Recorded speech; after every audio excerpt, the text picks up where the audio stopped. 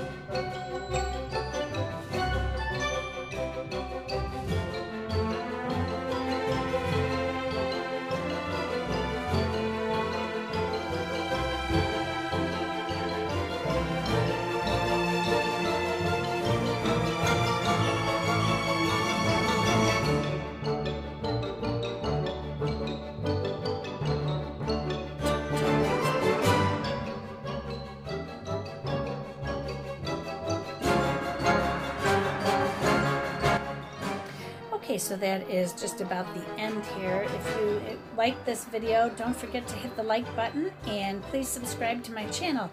And as always, remember, be courageous, sketch with wild abandon, and most of all, be kind to each other. Bye-bye.